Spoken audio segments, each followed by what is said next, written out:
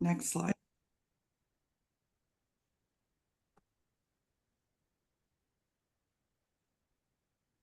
The purpose of today's webinar is to provide you with comprehensive, detailed information about SPARS. At the end of the training today, you will understand the required performance measures that you will be collecting and entering data for. You will understand the quarterly data entry reporting requirements and deadlines, how to set and develop your annual performance goals for the required indicators. You will also understand how to access the SPARS data entry homepage for your grant and enter data. You will also receive information on how to get started in setting up your new SPARS user account and the numerous resources that we have here at SAMHSA to help you successfully meet the SPARS reporting requirements. Please note some housekeeping for today's webinar. Please keep your phones, your audio mute during today's webinar. We will pause several times throughout the webinar for your questions, where you can unmute your phone and ask your questions, or you may post your questions in the chat room. Next slide, please.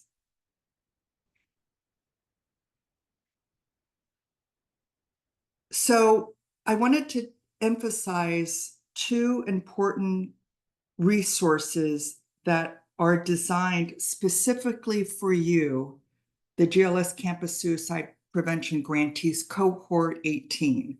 In fact, the content of today's webinar is based on these two program guidances listed on this slide.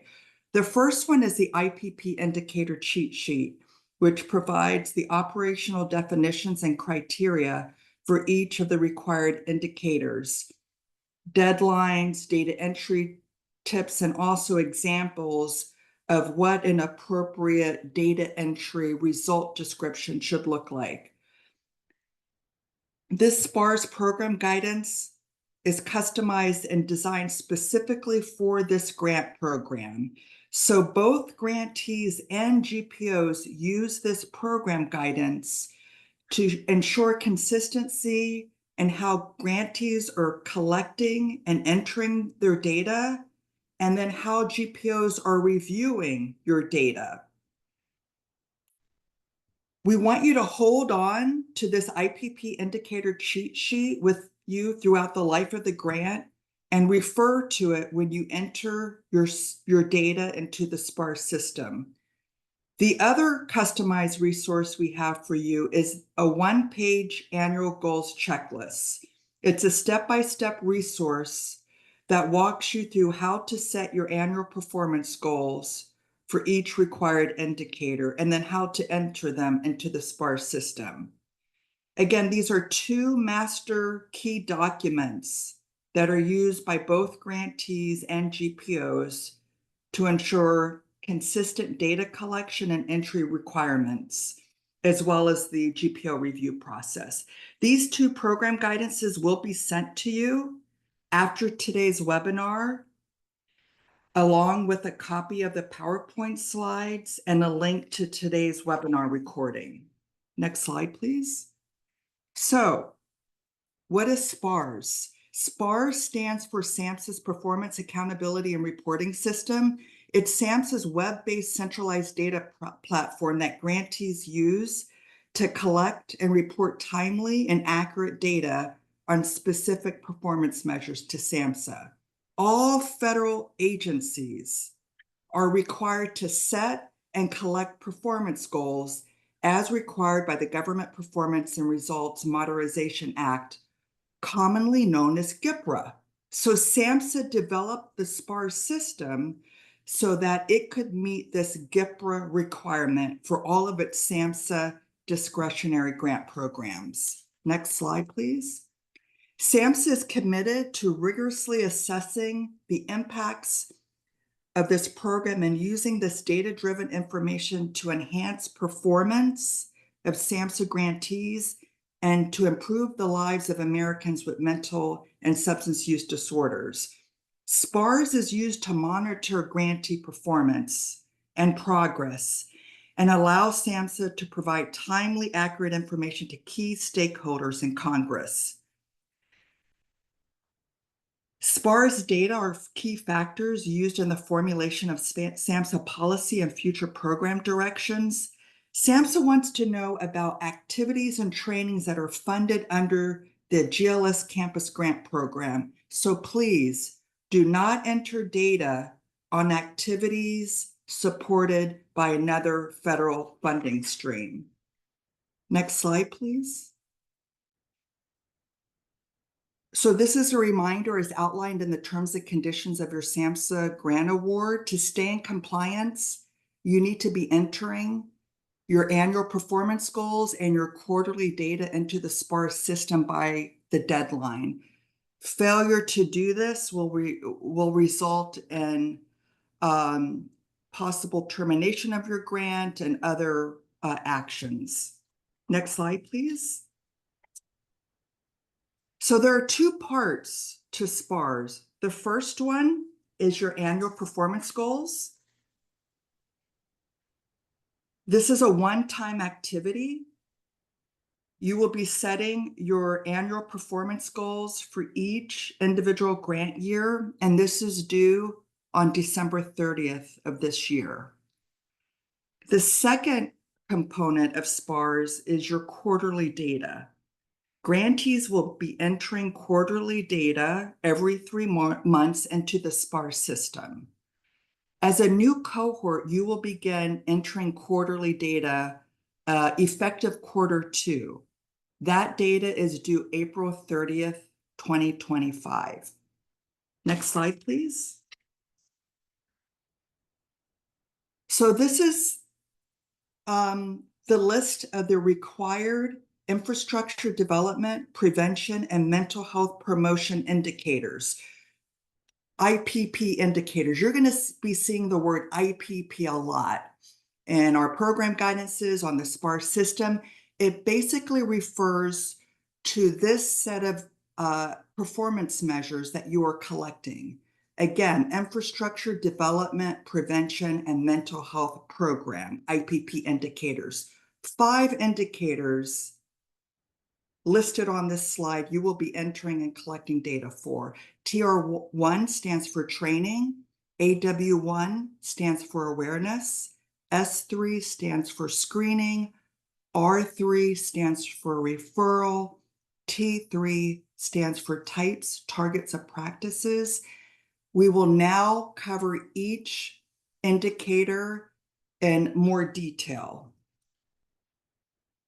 So next slide, please. TR1 stands for the number of individuals trained in prevention and mental health promotion.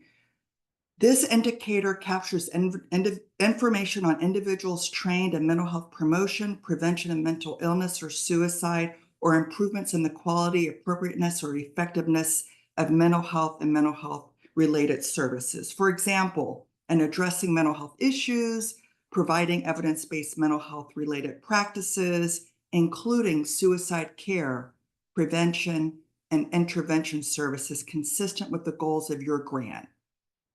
Next slide, please. Some key terms regarding the definition of training.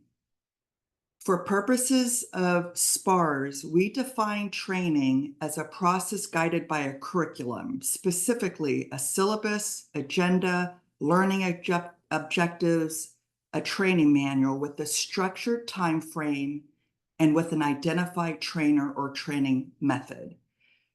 Training, in terms of, again, how SAMHSA defines training, we're talking about in-depth skill building information that imparts knowledge, skills, and abilities to perform a particular activity or skill for a role or job through role-playing, exercises, and practice, such as helping to identify and assess suicide risk, learn specific communication techniques for talking with individuals at risk, learning specific intervention strategies, safety planning, and postvention practices. For example, CEUs might be offered as well. Next slide, please. We've listed some trainings here on this slide, commonly used trainings that are employed with these campus suicide prevention grants. Gatekeeper trainings, such as QPR and ASSIST. Other trainings, such as counseling on access to lethal means, CALM, crisis response protocols, and postvention training. We have a lot of grantees that are dealing with other public health issues related to suicide that impact our campus, such as training on eating disorders for their counselors that work in the college counseling center. Other commonly used trainings are trainings on suicide risk assessment and trainings on suicide risk assessment protocols. Next slide, please. So on this slide, we're trying to better describe what to count and what not to count when you're thinking about indicator TR3. So let's talk through what we're counting and what we're not counting. In terms of training, we're counting the number of people you are training, not the number of trainings. Also, in terms of counting the number of individuals, you're counting the number of individuals per training program. So if one person receives several trainings for different topics, count the individual for each of the trainings by topic. If the same group of people must attend multiple training sessions in order to complete one training program, count these people once. What we're not counting and what does not meet the definition of TR1 is listed on the right side of the slide. One is participation or presentation at conferences. Any meetings, presentations, orientations, those are not trainings. We count those under indicator AW1, which we will cover momentarily. Trainings or any activities, again, that are funded by another federal funding stream, you cannot, please don't include that under TR1. So now I'm going to turn it over to Jennifer Capella, who will review the operational definition and criteria for AW1 awareness.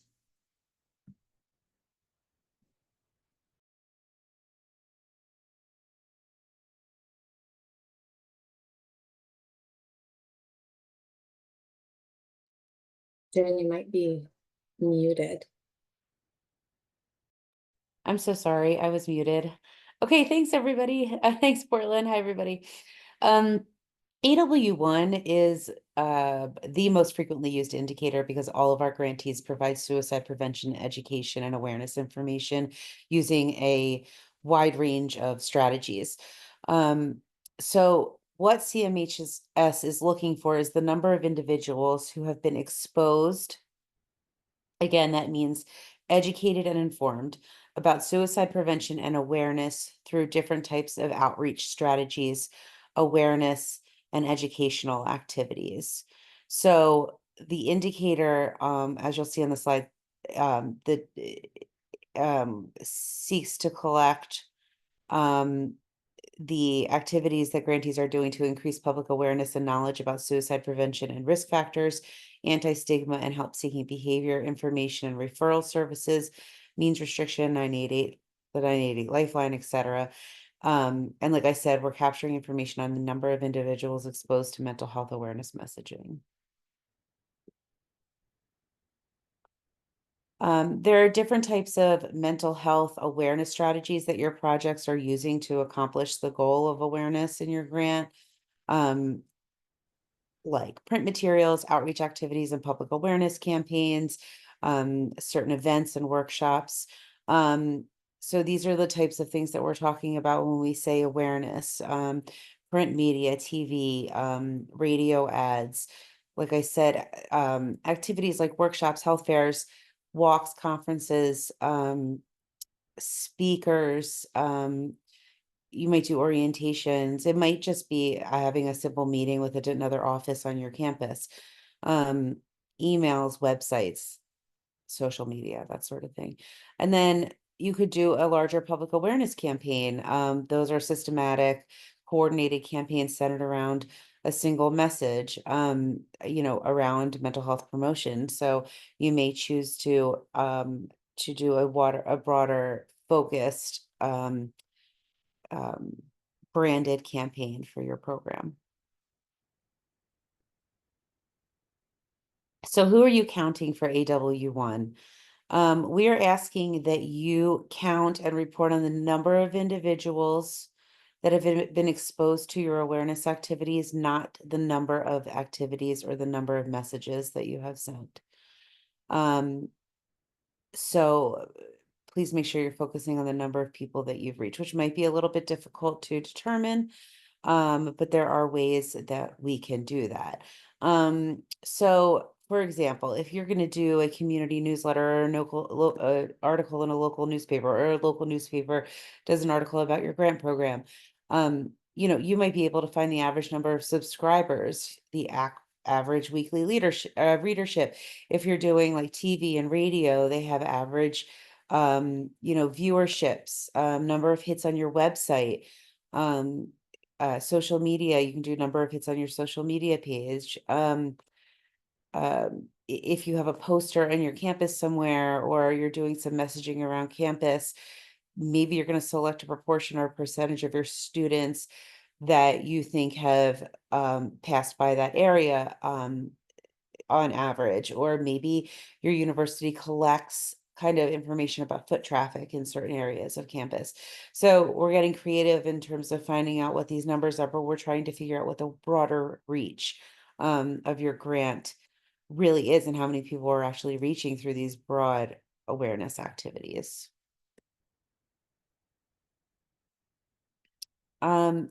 So sorry, I'm fixing my screen so you can see it.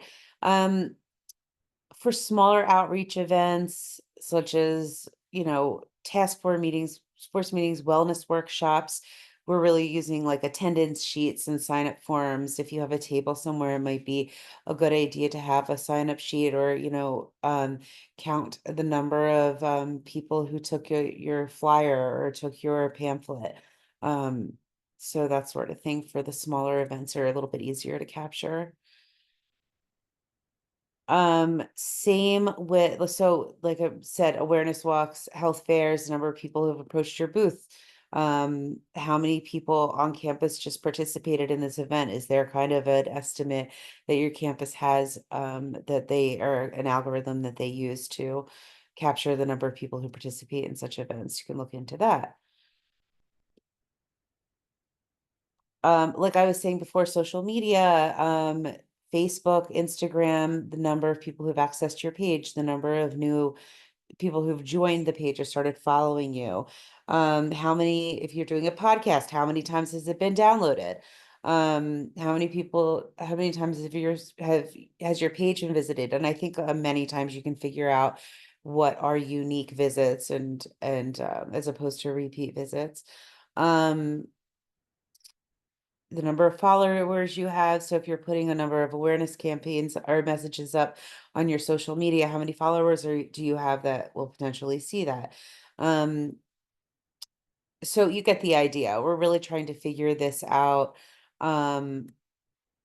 based on a little bit of research and digging into like how you can determine the number of people, even though it's not going to be a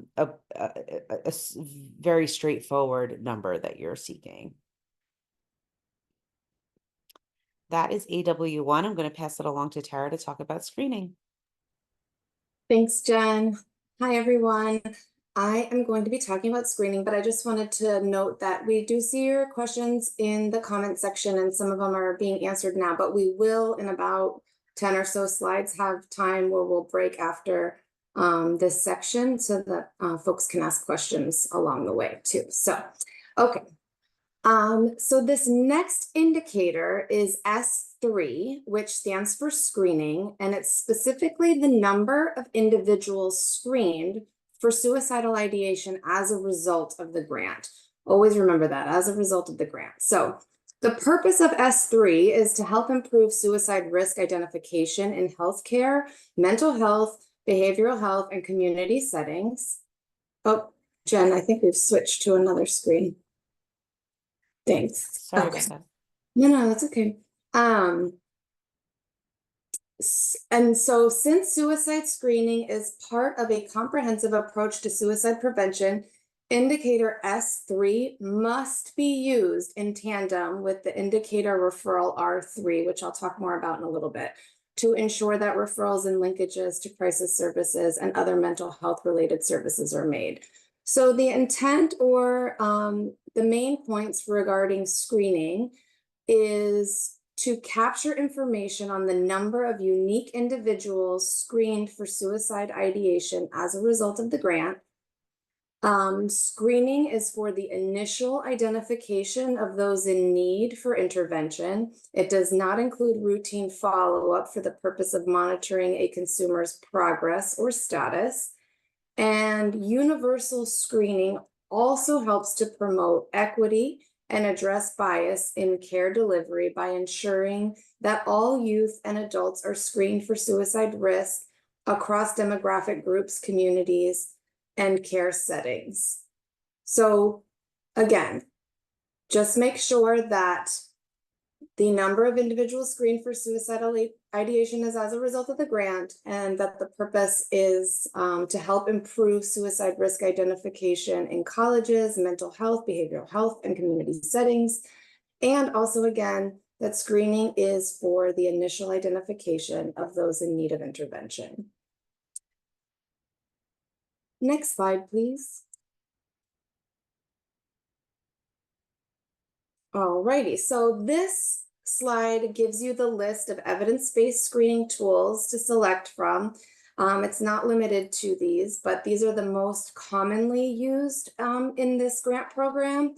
So screening for suicidal ideation as a definition refers to a procedure in which a standardized instrument or protocol is used to identify individuals who may be at risk for suicide, and it can be done independently as or part of a more comprehensive health or behavioral health screening. And then this is where a positive screen is followed by a brief suicide assessment and safety planning if warranted. So again, these are some of the most commonly used screenings in this program and how we define screening. Next slide, please. All right, so some key points to keep in mind for this screening indicator is that screening for suicidal ideation should be implemented with adequate systems in place to ensure rapid referral to crisis services and other effective mental health services for assessment, evaluation, treatment, and appropriate follow-up. And that is our hope, that you have or develop and implement those adequate systems to ensure that rapid follow-up. Overall, the three elements key to identifying and addressing suicidal thoughts and behaviors among individuals are: 1, screening and assessment; 2, safety planning, including lethal means counseling, assessing the individual's access to firearms, medications, or other potentially fatal substances or objects; and 3, linkage to care. So those would be all the key elements that we would want as part of our screening. Next slide, please. All right, so again, the purpose of the screening is to report information on the number of unique individuals screened for suicidal ideation as a result of the grant, and in particular, in the quarter when the individual was screened. So some common data entry errors include counting the number of screenings and interventions instead of counting the total number of individuals screened for suicidal ideation. So who you want to count would be, you want to count the number of unique individuals screened for suicidal ideation. You'd want to count, screen for initial identification of those who may be in need of specific intervention. And you want to count one individual who might receive multiple screenings during a quarter, but that individual should only be counted once. So you only count that person one time in a quarter. You do not want to count the number of interventions or screenings. You do not want to count the ongoing monitoring or assessing of an individual's progress and status. And you do not want to count one individual who might be receiving multiple screenings during the same quarter. That person should only be counted one time.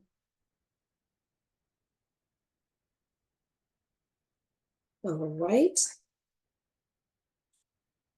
So again, the screening S3 and referral R3, which I'm about to go into, are used in tandem.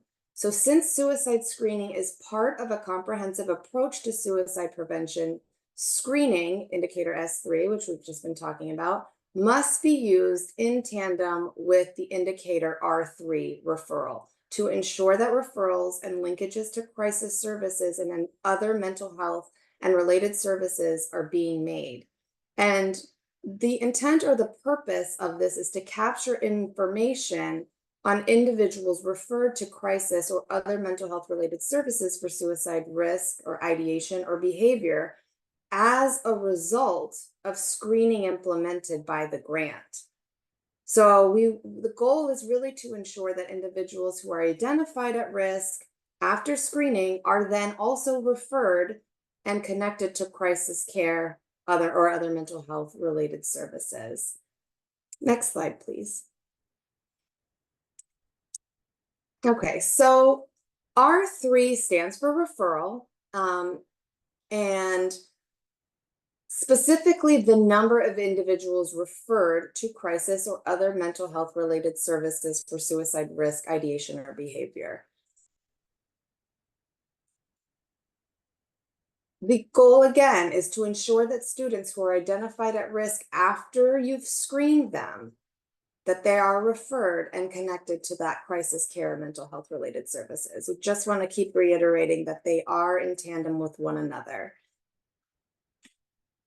All right, next slide, please. So a key component to comprehensive suicide prevention, again, is to respond effectively to individuals by developing partnerships, protocols, and procedures that allow for rapid referrals and linkages to crisis services and other mental health related services for suicide-specific intervention and treatment.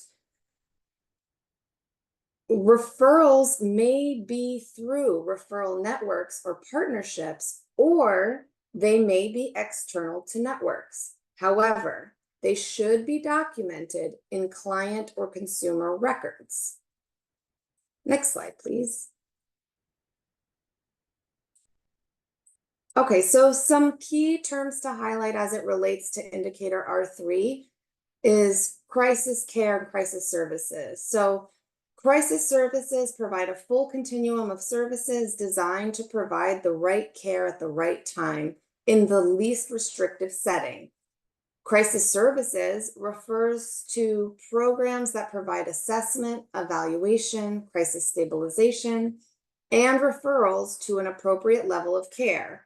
And SAMHSA has defined this as examples of crisis services to include mobile crisis teams, walk-in crisis clinics, hospital-based psychiatric emergency services, short-term residential stabilization programs or facilities, and peer-based crisis services. Other mental health and related services can also refer to physical health, whether it's housing or juvenile justice, child welfare, education, treatment, and other supportive services. Next slide, please. All right, so this slide gives you who are we counting? Who do we count in R3 referral? So before I get there, just some common data entry errors for R3 include counting the number of referrals instead of the number of individuals referred. So let's review that in a little bit more detail on the slide. So who to count? You want to count the number of students referred, not the number of referrals. You want to count the students within and only in the quarter in which the referral was made and documented, not when the referral was completed. So when it was made, not when it was completed. If additional needs are identified, an individual can be reported more than once a year, but not more than once per quarter. So if they have a different need the next quarter, they can be counted then, or third quarter or fourth quarter, but not multiple needs in one quarter, just one time that one quarter. All right. Do not count the number of referrals. One individual can receive multiple referrals during the same quarter. Okay, so I kind of just said that. And again, referrals that are not related directly to indicator screening S3, you do not count them. They have to be in tandem with indicator S3, the screening one. All right, and again, we will have time for questions in just a bit, but for now, I will pass it over to my colleague, Amber Green, who's going to talk you through the T3 indicator. Amber?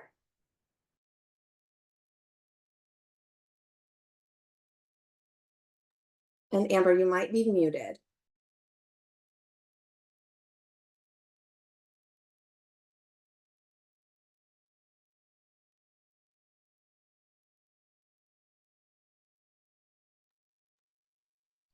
Amber, if you're talking, I don't think we can hear you.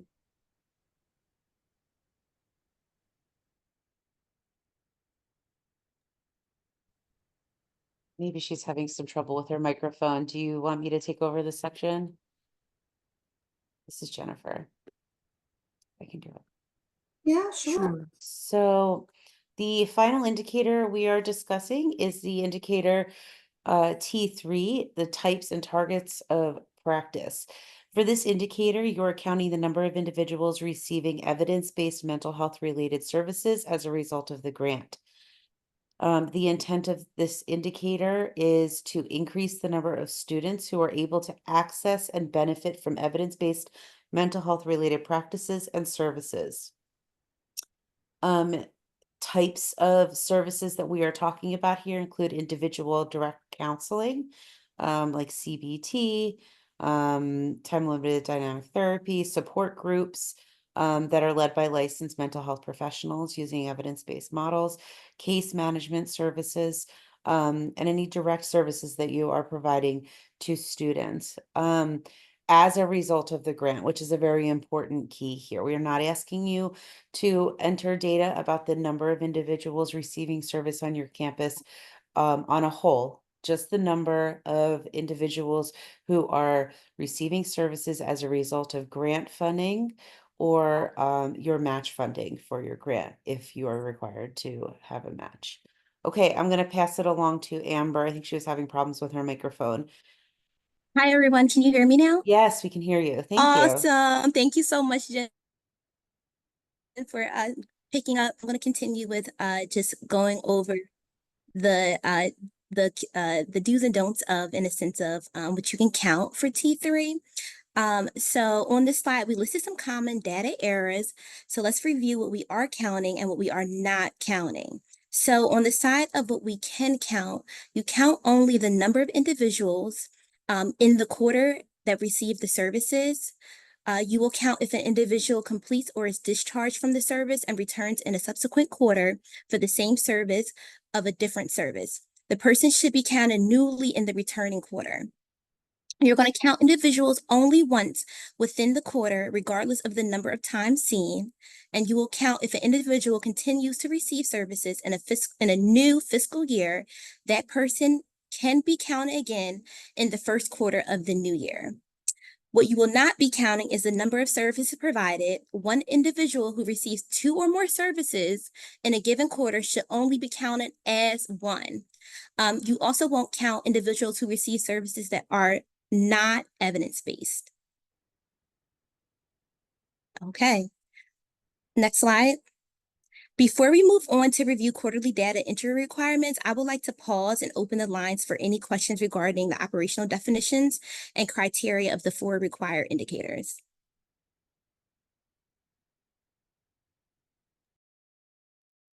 So we had a couple of questions. Oh, Portland, you got some questions in the chat. Does anybody want to raise their hand and ask a question live?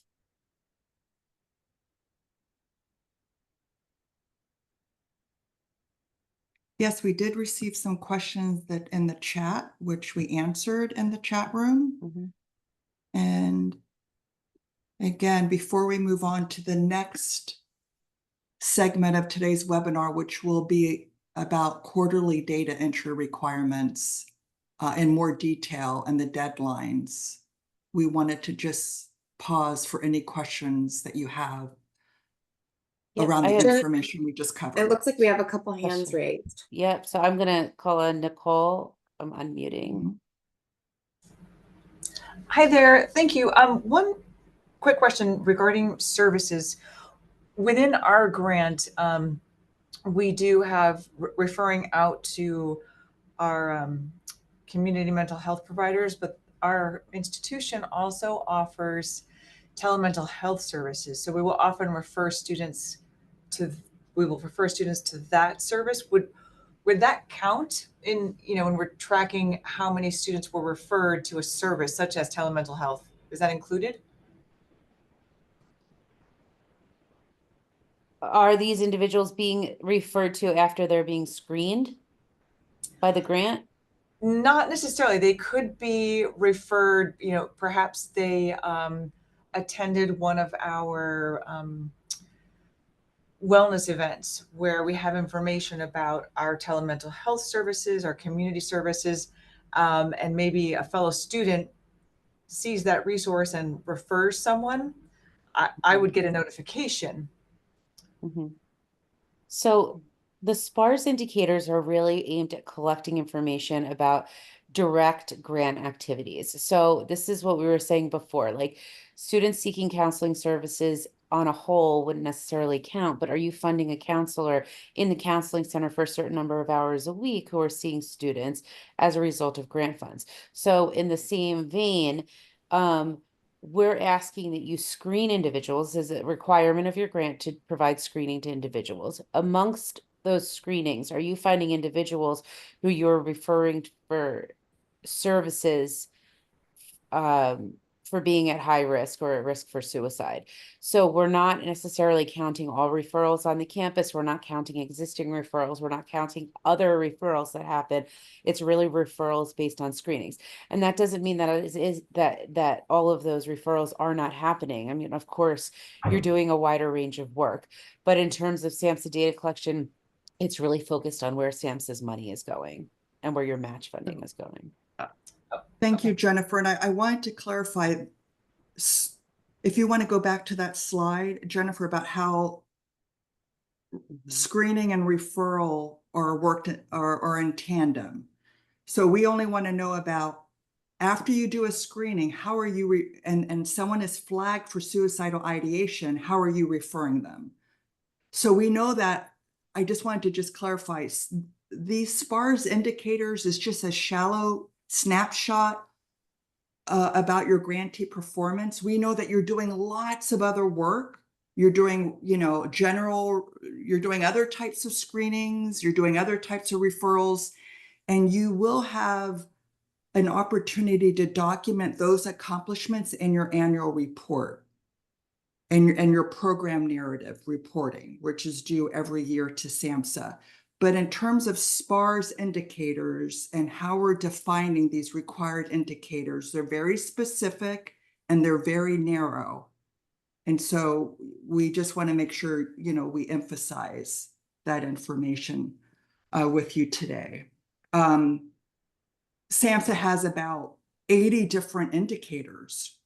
And so we just selected these 5 indicators that we thought would best reflect the core requirements of this grant as listed in the NOFO. And then just to add on to this, I see that Gary has a question, but also Jody, this is a continuation, I think, of this conversation. So this means that treatment is also in tandem with screening, and that is not necessarily true. So you know, you might be screening people and then referring them for services, and that's where that data collection stops. When we say providing treatment, if your grant is providing direct counseling services or funding a counselor to provide services, that would be a different, that is not necessarily based on that screening and referral. That is how many students are you able to see with grant funding and with grant as a result of the grant. I don't know if that made a lot of sense, Portland, if you had anything to add. Yeah. Yeah, this is not something where we're asking you to track, you know, after you do a referral, now you're tracking as a result of screening and referral that you are now tracking access. You know, how, as a result of the referral, how many individuals are actually receiving services after the referral. If you look at, we do have an indicator to capture all of your evidence-based services, including treatments that you're doing with students, and that's indicator T3. Okay. So the only indicators that are really work in tandem with each other are the screening indicator and the referral indicator. That's it. That's it. Mhm. And then Gary, you had a question. Yeah, involves the screening. So I would assume, based on what you're saying, that anonymous screenings would not count towards this. And also, if we had an event like in the fall and then another one in the spring, we would count those as separate, even if they're the same individual. Is that correct? Like if individual A was screened in the fall and then we rescreened them again in the spring, those could count as separate individuals, correct?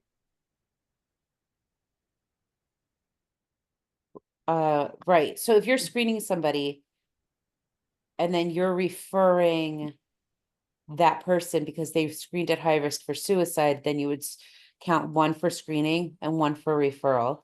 And then if your grant is supporting the counseling services that that individual ends up seeking, then you can count them under T3 as well. But it has to be like, is that a portion? The best way I've been able to explain it with my grantees is if let's say you have enough funding to fund a counselor in the counseling center for 5 hours a week. And in those 5 hours, they are able to see 5 students. Those are the number of students that you should be counting under T3. It's not all of the students who see counseling. It's not necessarily students that you were referred based on the screenings. It is the number of people who are being seen as a result of the grant and funding from the grant. Does that help clarify?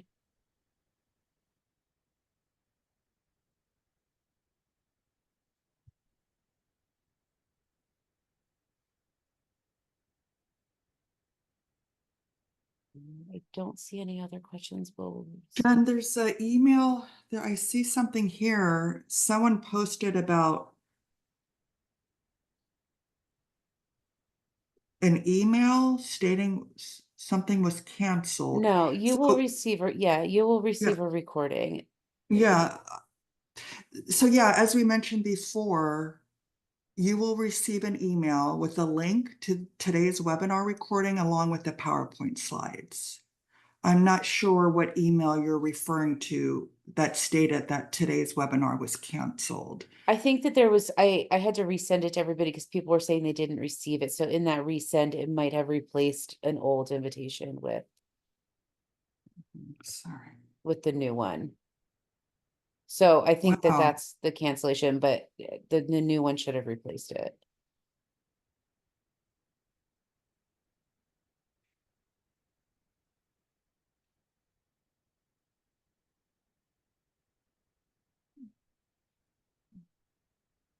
Any other questions?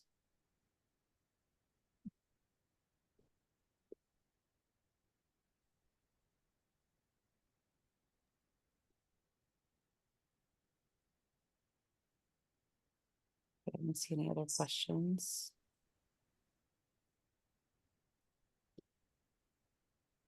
Okay, I think we will move on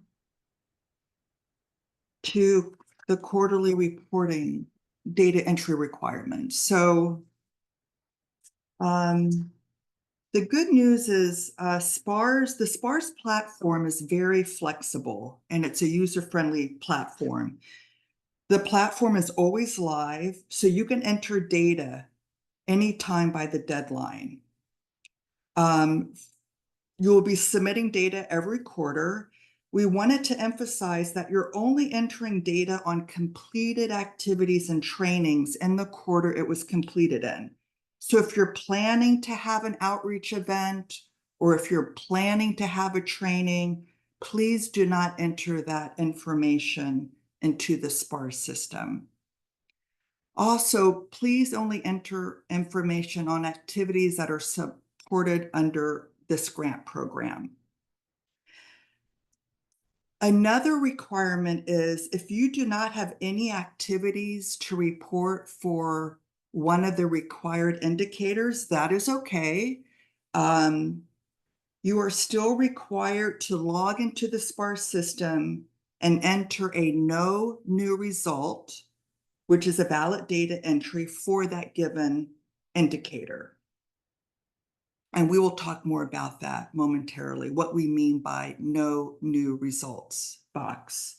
After you enter your data into the SPARS system, your GPO will review it and either approve it or disapprove it or request revisions. So let's review the quarterly reporting schedule in more details on the next slide. Again, grantees are required to enter data on a quarterly basis for completed activities in the quarter the activity was completed in. So this is the SPARS quarterly reporting period and deadline schedule, which is based on the federal fiscal year calendar of October 1st to September 30th. There are 4 quarters in the federal fiscal year calendar, and they're clearly identified on this slide. Right now, we're in quarter 1. As a new grantee, however, you are required to begin entering data quarter 2. This means any activities or trainings that you completed during the period of January 1st, 2025, up through March 31st, 2025, that data is due April 30th of 2025. So let's follow quarter 2, highlighted in red, as I was just mentioning. The reporting period again for activities, January 1st up through March 31st. Grantees will enter that data by April 30th. If you see, the GPOs also have a deadline, and we are required to review your data within 30 days. Our deadline is May 31st. At that time, we will either approve or disapprove your data. If we disapprove your data requiring clarifications or revisions, grantees have another 30 days, which is June 30th, to resolve and clarify all of their quarter 2 data. Okay?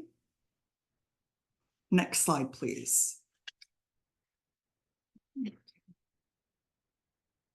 So now that now I'm going to just review how to access the SPARS system, enter your quarterly data, and some of the quarterly data entry features. I am sorry, we're not able to technically do a live demonstration, so we're just providing some screenshots of what the SPARS system looks like at the user end, at your end. Next slide, please. So CMHS grantees can access data entry from the SPARS homepage by clicking on the Data Entry and Reports tab at the top of the homepage, or by clicking on the hyperlink SPARS CMHS under the Quick Link menu. Both links lead to the CMHS data entry section of SPARS. So let's click on the Data Entry and Reports tab at the top of the homepage, and this is what you'll see next. Grantees will see boxes at the top here. You're going to see boxes for CSAT users CMHS users, CSAP, and TTA programs. You are a CMHS grantee. You are going to hover over CMHS users, and there you will see options after you hover over, after you click on that tab, I'm sorry, and that will prompt you to log in your credentials and your password. And I just wanted to highlight here, SAMHSA's security protocols. Your SAMHSA SPARS account is only active for 60 consecutive days. If you do not log into your SPARS account within 60 consecutive days, it will automatically be deactivated. I just wanted to provide you with that information in terms of SAMHSA's security protocols. So after you click on CMHS data entry, you will see the next page. Okay, once logged in, this data entry homepage will display 4 drop-in sections to the left: My Grants, Admin, Data Download, Data Entry.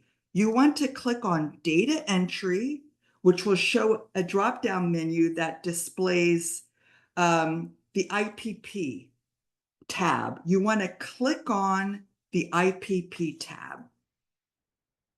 Okay, next slide, please.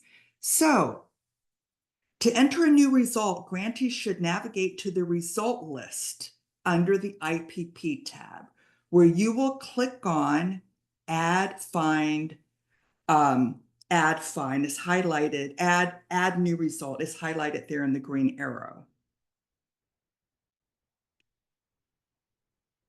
I wanted to highlight that for grant, Jen, can you go back to their slide? Make sure by default, your grant should show up and your grant number. However, some grantees have multiple SAMHSA grant programs, so make sure you select the correct grant program. Okay. Next slide, please. So after you click on that tab, add new result, you will see a result record page like this. All of the yellow data entry fields are required to be completed. So let's review this blank result record form starting at the top of the page. Grantees will first select the federal fiscal year quarter when the result was completed in the drop-down menu. Labeled date, range, result was completed. Second, in the drop-down menu, you will click on the indicator that you wish to report on. If you do not have any activities to report for that specific indicator, you will click on that No New Result box highlighted in red. You will, if you do have data to enter for that indicator, you will continue to complete the result name field and the result description, and then enter the result number. So we're going to go through a few examples to better illustrate what a result record form should look like. This is an example of a screening S3 indicator. Let's walk through this from the top to the bottom of the form. At the very top of the form, there are 2 fields which are drop-down menus. The first thing you need to do is make sure you click on the correct federal fiscal year and the correct quarter under the date range. The next drop-down menu is the indicator. You're going to click on the indicator, which is screening. After you select the indicator as listed here on this slide, this grantee entered the result name as suicidal ideation screening, and then they proceeded to type in the result description. The result description field should not exceed more than 550 characters. The result name field should not exceed more than 100 characters. In this example, the grantee wrote during this quarter, 359 people were screened for suicidal ideation as a result of the grant. The counseling center uses the counseling center assessment CCAPs for data collection, suicide screening at initial and follow-up appointments, and the result number was 359. Okay, again, this is just an example. So after you enter your data, I think we have another example. Let's see, before we get into completing the result record, I think let's AW1. So this is an example of AW1. Again, at the very top, you want to make sure you select at the very top drop-down menu, select the correct federal fiscal year in the quarter, then select through the drop-down menu the indicator, which is awareness, as in this example. For the result name, you're going to type in the type of awareness strategy. In this case, it's social media, Twitter, that the grantee typed. And then the grantee proceeded to type in, during this quarter, we added 2,000 new followers of our social media account on Twitter. These individuals are exposed to daily, weekly, monthly tweets relating to suicide prevention and mental health issues. Our total followers are now 6,015 individuals. We only report the number of new followers each quarter. So that's an example result description. After you enter your data, can you go to the next slide? It's really, you have two options after you complete your result record. You have two options. You can either click on the tab Save Add New button to save the result and add another new result, or you can hit the tab Save Finish tab to save the result and exit the form. Okay, this is a lot of times, my grantees will say, Portland, I entered the information, the data is there, I see it in the system. And I said, well, did you click on, Save Finish to officially submit your data? So this is just, as you're beginning to learn the SPARS system, this is a common data entry, error that, as a new grantee, you might forget to do. So just make sure you check one of those two tabs at the bottom of that screen. The next common data entry error we have is listed on the next slide, which is the no new result data entry. So as a new grantee, you might not have any data to report for quarter 2. That data is due April 30th of next year. I mean, you just started your grant. You might be doing some strategic planning. You're hiring up new staff. So maybe you don't have any trainings, for example, to report, and that's okay. However, you need to officially notify SAMHSA that you don't have any activities to report or trainings to report, for example, by checking this box. It says here, if there are no new results, check this box. You're going to check that box and then hit Save Finish. Okay, again, this is the grantee's official way of notifying SAMHSA we have no new results to report for this particular indicator in quarter 2. If you don't do this, what will happen is your grant will be flagged for quote unquote missing data, for quote unquote incomplete data. And that kind of leads to a series of confusion. Grantees get notified, so it's just so important that you remember to check that box, no new result, for any activities or trainings that you don't have in a given quarter. Next slide, please. I'm sorry, Jen, next slide, please. That was a duplicate. Great. So in addition to today's training webinar, SPARS has several resources to help you with the quarterly data entry process. After you log into SPARS, you could go to the training tab to find videos that provides more extensive training on how to access SPARS, navigate the site, and enter your quarterly IPP data.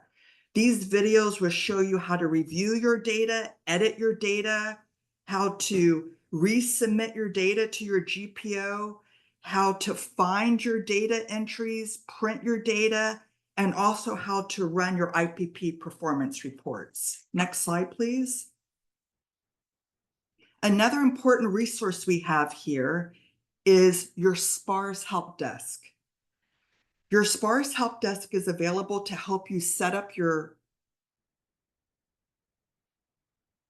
Jen, then I think there was a previous slide, no?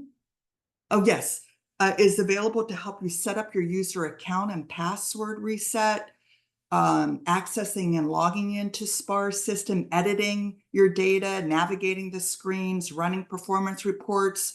You could call them, you can email them. They're available during these hours. Okay. So again, next slide, please. As a friendly reminder, for your quarterly data entry requirement, it begins Q2. The deadline is April 30th, 2025 for you to enter your data for all of the required indicators. If you do not have anything to report, you are still required to log into the SPARS system and check that box, no new results, on the result record form for that given indicator.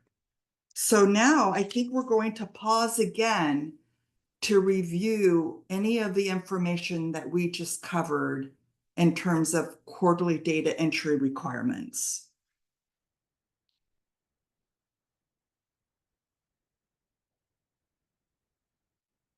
You may raise your hand and unmute your lines if you have any questions.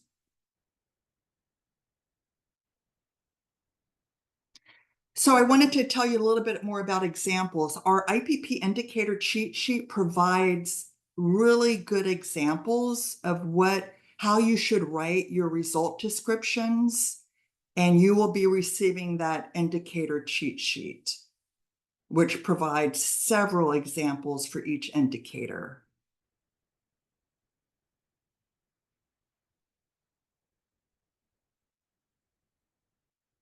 I don't see anybody with their hand raised in the participants. Okay.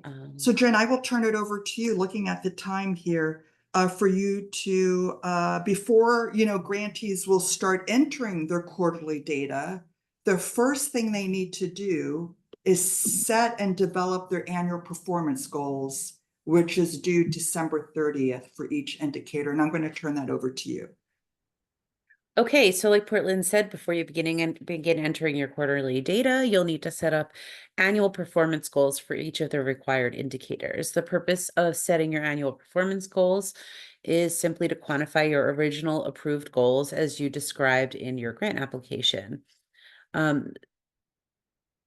One important point is that CMHS is not asking you to add any new activities. We're only asking you to quantify what you plan to accomplish with your SAMHSA grant as according to your approved proposal. Your goals should be, like I said, should quantify what you plan to accomplish with your grant. They should be tied to your work plan. They should be realistic and attainable. They will be used for performance and program management, and your goals will be developed in collaboration with your GPO. So please reach out to your GPO to talk about how to set your goals. And this is a goal-based type evaluation used to assess and monitor the extent your project is meeting its goals. So what is an annual performance goal? Again, you're quantifying your goals. So your performance goals are simply a number. It is a numeric value set for each IPP indicator. All you need to do is set a numeric goal for each required indicator as listed on this slide for each individual year of your grant. So when you set your goals, you will be setting them for each year, each of the 3 years of your grant.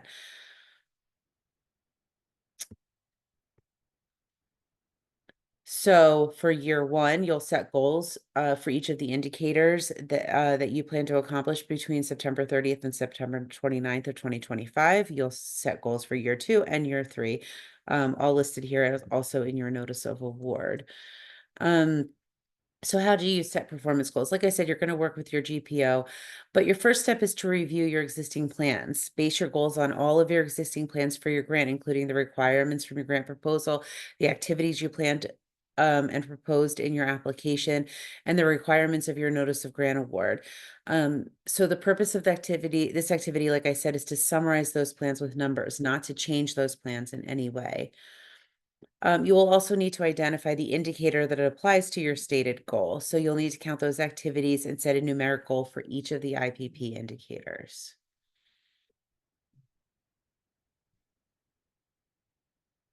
So this is, like I said, you're going to pull your application, you're going to look at your work plan, you're going to say, how many people did we say we were going to screen, or what were our screening goals in our application? And then you're going to assign a number for TR1 for the year, same with AW1. What do you plan to do in year 1? How many people do you plan to reach in years 2 and year 3? Remember that your goals should be reasonable and attainable and numeric. And you'll be doing this for each of the indicators.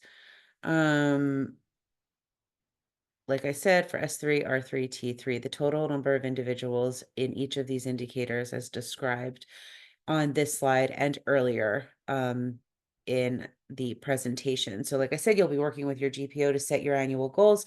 And they will be due at the end of December, on December 31st. Your goals are, and I don't know if we talked about this before, but when you set your goals for all 3 years, you do have an opportunity next year, a year from now, to make adjustments to future goals if you're finding a difference in what you had planned to do as opposed to what you were able to do, or you're exceeding your goals, or if there are changes to your work plan, you'll be able to make adjustments to your goals over time, and you can work with your GPO on all of that. And I think I'm passing it to Tara. Thanks, Jen. All right, and we're getting close to the end, guys. Thanks for hanging on with us. So this next section is just same as, this is still part of the SAMHSA performance accountability and reporting system, still in the SPARS space, where you're going to be entering your annual goals. So you'll still go to the SPARS homepage and you'll go to the data entry and reports section. Next slide, please.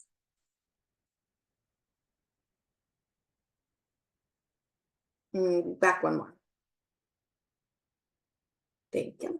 Okay, so here you're going to select data entry and reports for CMHS users and then CMHS data entry. So similar to what we shared with you before about the indicators, but this is still in keeping with the annual goals. So same kind of path.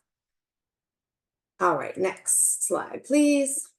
All right, so here's where you're kind of going to pick something different. This is where you pick annual goals. So as you can see where the arrow is, you'll click on annual goals, and then you'll select you'll hit data entry and then advanced annual goals, and that will drop down. So next slide, please. All right, so this is where things look a little bit different than what Portland kind of walked us through a bit ago. So this is where you will enter your numeric goals for each indicator for each grant year. So you will go ahead and you will put in the number for each of the indicators that you are aiming for all of the years. So all 3 years, you'll put them in there, and you will see all of the indicators listed when you open up your annual goals section. So you'll be able to see all of the indicators in each of the columns and be able to write in your number in each of the cells. Next slide, please.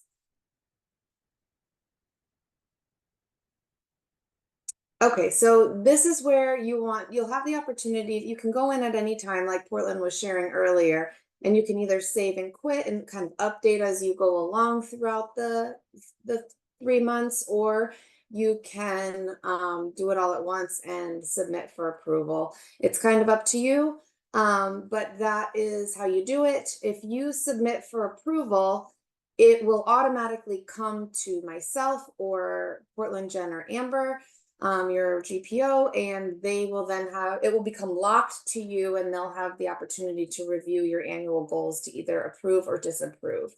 If your GPO disagrees or disapproves with the entry that you've provided, they will write a comment in the annual goals module, and you will be able to receive that feedback. I'm not sure if you get an email or you have to go in there. I think you might get an email that indicates that you've had a revision made, and then you can follow the guidance that your GPO has required of you. Next slide, please. So in addition to this training, SPARS also has several resources to help grantees with the annual goals and data entry process. And I know that we're all super busy and it can be cumbersome sometimes to spend time looking into these, but they are super helpful. They have come a long way in terms of adding videos and trying to add more extensive training to provide support for folks to be able to really go back if you're needing help figuring out how to put in the annual goals and navigate the SPARS system. So please make note, there is a training tab with training modules. And so just make some time to kind of take a peek at those, as it will make the next 3 years much easier. Next slide, please. Okay, and so as far as the SPARS requirements, your annual goals for this grant are due December 30th of this year. So just make sure you make note of that, because that is the first thing that you'll have to do in terms of SPARS requirements. You'll have to put in the numeric number for your annual goals by December 30th. So make sure you write that down. And we'll also send out reminders as we get closer, but we actually are getting very close to December at this point. So this is a one-time activity. We strongly recommend that you use your annual goals checklist, and that will walk you through step by step how to set the annual goals and how to enter them. You can modify in the future once a year if you need to. And we also will be sending out the indicator cheat sheet, as well as the one-page annual goals checklist after this webinar. So just make sure that you really have a clear understanding of the operational definitions and criteria of each of the indicators before you begin developing the annual performance goals. Please, please, please make sure you really understand them before putting in those numbers. And the IPP cheat sheet will definitely help you. I recommend keeping that very handy throughout the course of this grant, because it has a lot of great information and will help you out a ton. So again, quarterly data, you'll submit it every 3 months. And like Portland said earlier, you'll begin entering that IPP data on April 30th, 2025 is when it will be due. And please, please, please use the cheat sheet. I am now going to pass it over to Amber Green, who is going to walk you through how to set up your SPARS account so that you can get started in on the fun. Thank you so much, Tara. So before we conclude today's session, let's review steps you need to take to set up your SPARS user account. So in mid-September, the project director received an email message from SPARS Help Desk with an attached SPARS user account form. The project director must fill out the attached Add Remove SPARS User Request form and submit it via email to the SPARS Help Desk. So you should follow the instructions contained in the email message. Only the project director can complete and send this form to the SPARS Help Desk. The project director needs to complete the form and send it back to the SPARS Help Desk. If you have not received this email from the SPARS Help Desk, please contact your GPO. Next slide. Thank you. This slide is a screenshot of the Add Remove SPARS Users form that was sent to the project directors. Please note that when additional grantee staff are hired and associated with your grant, the project director can add new staff and remove staff. If you did not receive this email and an attached SPARS user form from the SPARS Help Desk, please contact your GPO. Next slide. Wonderful. And as a reminder, SAMHSA has several resources to help grantees successfully meet the SPARS reporting requirements. The SPARS Help Desk provides the following supports, like setting up user account, passwords, password resets, along with adding new users to SPARS account, accessing and logging into SPARS system, entering, editing data, and navigating the screens, along with running performance reports. So the SPARS Help Desk, as you can see, is open Monday through Friday from 9 a.m. to 8 p.m. Eastern Standard Time. There is a toll-free number and there's the email. We ask that you, when you are contacting the SPARS Help Desk, that you please copy your GPO. Next slide. Awesome. You also have your GPO who provides technical assistance on understanding the operational definitions and criteria of the required indicators, how to set up annual goals, review and approve or disapprove data entries.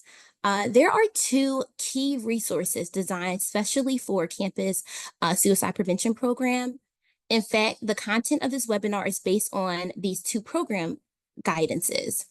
First is the IPP indicator cheat sheet, which provides the operational definition and criteria for each of the required indicators, deadlines, and data entry tips.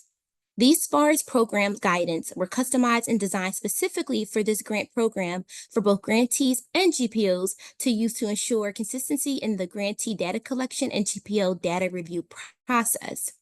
You should keep and refer to the IPP indicator cheat sheet and have it with you throughout the life of the grant and refer to them when you enter your data into the SPARS system. These master documents are used by both grantees and GPOs to ensure data collection and data entry requirements are consistently met. The other key resources is the one-page annual goals checklist, which is setting and entering annual performance goals. Next slide. Okay, so at this time, we will pause one last time for any final questions.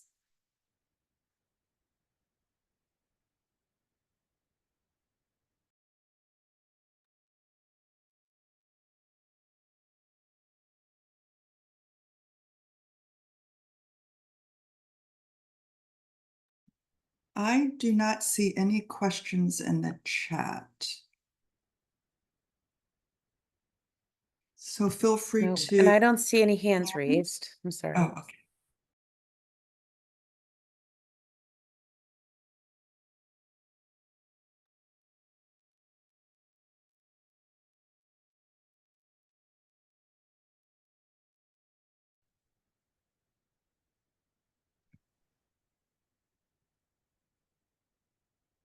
Okay, well, this is Portland Ridley. It looks like there are no additional questions posted in the chat room.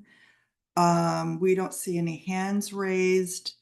I know as a new grantee, you're probably feeling really overwhelmed. You're jump-starting your grant, you're hiring new people, you're figuring out how to draw down funds. You're also responding to the terms and conditions of award. We know your disparity impact statement is due at the end of this month. And we wanted to acknowledge here at SAMHSA that it's a lot. It's a lot of work and you have a lot of competing priorities.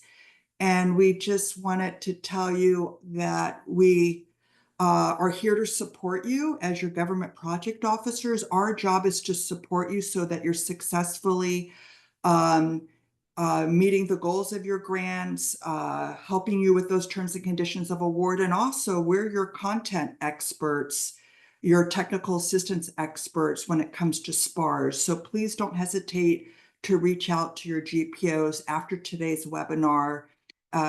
We want to work with you, collaborate with you, and really be, provide that support to you so that you're really successful in meeting the goals and objectives of your grant. So with that, I also wanted to thank you for all of your hard work and dedication to this grant program, and we're really looking forward to working with you. Thank you so very much.